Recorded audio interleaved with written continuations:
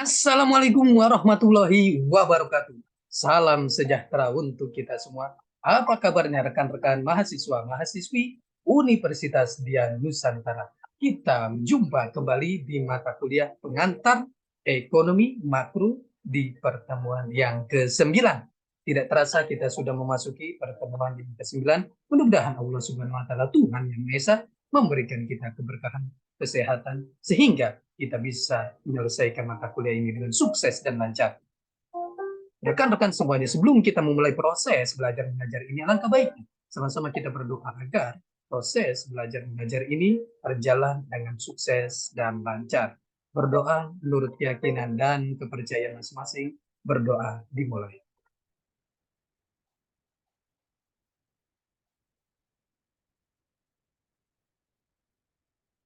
Selesai. Rekan-rekan semuanya, di pertemuan yang ke-9 ini kita akan membahas materi yang sangat menarik sekali. Kita akan membahas mengenai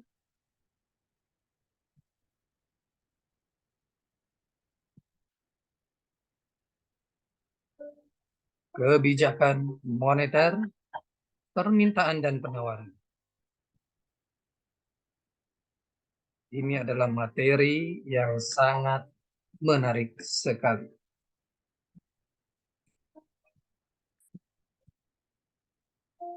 Kebijakan moneter, permintaan dan penawaran. Langkah-langkah pemerintah yang dilaksanakan oleh Bank Sentral di Indonesia, Bank Sentral adalah Bank Indonesia, untuk mempengaruhi mengubah jumlah penawaran uang dalam perekonomian, jumlah uang yang beredar dan kredit, atau mengubah suku bunga dengan maksud untuk mempengaruhi kegiatan ekonomi masyarakat, mempengaruhi money multiplier, tingkat pertumbuhan ekonomi, pengangguran, kesempatan kerja, dan juga tingkat inflasi. Money multiplier. Proses pelipatan uang, money multiplier, merupakan proses pasar penyesuaian antara permintaan dan uang. Proses pelipatan itu dimungkinkan karena adanya lembaga yang disebut bank yang tidak harus menjamin secara penuh uang giral atau demand deposit, time deposit, dan saving deposit yang diciptakannya dengan uang tunai.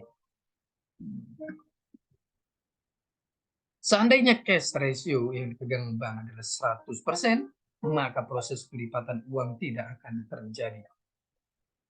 Contoh uang giral. Uang giral sebesar Rp 10.000. Misalnya bank hanya perlu menyimpan uang tunai cadangan bank sebesar Rp 500. Jika cash ratio yang berlaku 5%, artinya dengan memegang uang inti sebesar Rp 500, bank bisa menciptakan uang giral sebesar Rp 10.000. Jadi bank menciptakan uang giral Rp 9.500, 10.000 dikurang 500. Oleh karena itu, setiap tambahan uang inti sebesar Rp1 akan dapat menciptakan tambahan uang beredar yang lebih besar daripada Rp1. Dalam kenyataannya, uang yang diciptakan bank tidak hanya bergantung pada kemauan bank semata, tetapi tergantung pula pada hasil interaksi para pelaku pasar. Inflasi. Inflasi yang terjadi karena uang yang beredar di masyarakat lebih banyak dibanding yang dibutuhkan. Ketika jumlah barang tetap, sedangkan uang yang beredar meningkat 2 kali lipat, maka bisa terjadi kenaikan harga-harga hingga 100%. Ketika pemerintah menerapkan sistem anggaran defisit, di mana kekurangan anggaran tersebut diatasi dengan mencetak uang baru, namun hal tersebut membuat jumlah uang yang beredar di masyarakat semakin bertambah dan mengakibatkan inflasi. Kita lihat di sini contohnya bulan dan tahun tingkat inflasi dari April 2019 sampai September 2017 sampai April 2019. Terakhir kita lihat 2,83% tingkat inflasi pada April 2019. Instrumen kebijakan moneter mempengaruhi money multiplier secara kuantitatif. Ada cash ratio, diskon rate, bunga giro, dan deposito yang mempengaruhi uang inti, pajak ekspor, sertifikat ekspor, biaya masuk, pajak lain, pengeluaran pemerintah, bunga kredit bank. Efektivitas kebijakan moneter. Kebijakan moneter tidak efektif dalam masa depresi karena adanya liquidity trap. Hal ini timbul karena tingkat bunga menjadi tidak elastis terhadap perubahan jumlah uang beredar. Kita lihat likuiditas adalah tingkat di mana suatu aktiva aset dapat diubah ke dalam mata uang currency, uang kertas dan logam untuk digunakan sebagai suatu alat pembayaran. Aktiva-aktiva moneter, lihat money, adalah aktiva yang paling lancar karena dapat diterima secara luas sebagai suatu media pertukaran. Sementara aktiva-aktiva yang mempunyai masa pakai yang panjang seperti mesin adalah merupakan aktiva yang paling kecil tingkat likuiditasnya karena aktiva demikian hanya dapat diubah uang setelah ada pembeli yang bersedia membeli aktiva tersebut dengan harga yang telah ditetapkan. Liquidity trap atau perangkap likuiditas adalah suatu situasi di mana tingkat bunga interest rate adalah sedemikian rendahnya sehingga orang-orang lebih suka untuk memegang uang likuiditas pilihan liquidity preference daripada menginvestasikan uang tersebut. Pada tingkat bunga yang rendah, schedule permintaan uang money day demand schedule menjadi elastis tidak terbatas. Dalam keadaan ini, setiap usaha yang dilakukan melalui kebijakan moneter untuk menekan tingkat bunga ke tingkat yang lebih rendah dalam rangka untuk mendorong investasi investment yang lebih besar. Lihat money supply spending linkage. Akan sia-sia dan justru akan mengakibatkan bertambahnya uang yang dipegang.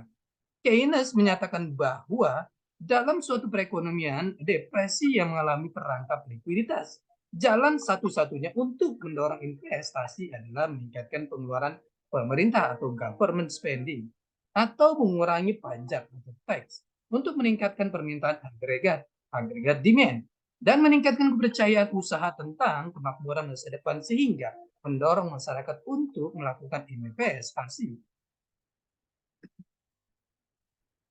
Tujuan ekonomi moneter. Ada beberapa tujuan ekonomi moneter dalam proses pengambilan kebijakan suatu negara. 1. Menjaga stabilitas ekonomi. 2. Menjaga stabilitas harga. 3. Meningkatkan kesempatan kerja. 4. Memperbaiki posisi neraca perdagangan dan neraca pembayaran. 5. Mempertahankan iklim investasi. 6. Menjaga kestabilan nilai kurs mata uang. Dan 7. Menurunkan laju inflasi. Instrumen kebijakan moneter. Kita lihat di sini instrumen kebijakan moneter. Instrumen kebijakan moneter. Kebijakan moneter kuantitatif terdiri dari kebijakan pasar terbuka open market policy. Kebijakan diskonto, diskon policy. Kebijakan cadangan cash ratio policy. Kebijakan moneter kualitatif, kebijakan kredit selektif, himbauan moral. Kebijakan moneter kuantitatif, kebijakan pasar terbuka open market policy, kebijakan pasar terbuka menjual SBI untuk mengurangi jumlah uang beredar dan mengatasi inflasi, membeli SBI untuk menambah jumlah uang beredar, mengatasi deflasi. Kebijakan diskonto, diskon policy, kebijakan diskonto menaikkan suku bunga untuk mengurangi jumlah uang beredar, mengatasi inflasi, menurunkan suku bunga untuk menambah jumlah uang beredar, mengatasi deflasi. Kita lihat kebijakan cadangan cash ratio policy. Kebijakan cadangan cash menaikkan cadangan cash untuk mengurangi jumlah uang beredar, mengatasi inflasi. Menurunkan cadangan cash untuk menambah jumlah uang beredar, mengatasi deflasi. Kebijakan moneter kualitatif kita lihat. Kebijakan kredit selektif dan kredit longgar. Kebijakan kredit selektif untuk mengurangi jumlah uang beredar, mengatasi inflasi. Kredit longgar untuk menambah jumlah uang beredar, mengatasi deflasi. Himbauan moral atau moral virtues. Open market operation, expansive monetary policy, meningkatkan jumlah uang beredar dengan membeli kembali SBI atau obligasi pemerintah, surat utang dari pemerintah kepada investor. Uang beredar naik, maka suku bunga turun. Suku bunga turun, investasi, konsumsi, net ekspor naik. Investasi naik, GDP real naik, pengangguran turun. Tetapi akhirnya tingkat harga-harga naik, inflasi naik, sehingga akan dilakukan kebalikannya. Restrictive monetary policy, tight money policy atau kebalikan dari OPM. Menjual SBI atau obligasi di pasar, maka uang beredar turun. Uang turun, maka suku bunga naik. Suku bunga naik, maka investasi konsumsi net ekspor turun. Investasi turun, maka pengangguran meningkat yang pada akhirnya inflasi turun. Reserve requirement, penetapan cadangan tunai dan giro wajib minimum. Bank komersial memiliki dua cadangan. Cadangan tunai, uang tunai yang disimpan di bank untuk memenuhi kewajiban bank pada nasabah. Giro wajib minimum GWM merupakan rekening bank komersial di bank sentral. GWM 5% berarti bank komersial wajib menyimpan dana di dalam rekening di bank sentral minimal 5% dari dana bank pihak ketiga yang dikumpulkan bank tersebut. Semakin tinggi cadangan, semakin sedikit dana pihak ketiga seperti deposito yang dapat disalurkan sebagai pinjaman dan investasi. Efek penggandaan menjadi kecil. Selective credit control, pengawasan agar pemberian kredit diutamakan pada sektor-sektor produktif. Yang diawasi adalah corak pinjaman dan bentuk investasi yang dilakukan. Misal pemerintah ingin mendorong perkembangan industri kecil dan menengah, kreditnya bersifat lunak, baik bunganya maupun jangka waktu pengembaliannya. Moral suasion, bank sentral melakukan ajakan atau himbauan kepada bank umum untuk membantu pemerintah dalam melaksanakan program tertentu. Contoh, bank umum dimintai mengurangi pemberian pinjaman pada saat bank sentral menghendaki uang ketat, menghimbau melakukan ekspansi untuk melonggarkan uang beredar. Keberhasilan kebijakan moneter ini sangat bergantung kepada kemauan bank umum untuk menuruti himbauan tersebut. Jenis-jenis kebijakan moneter,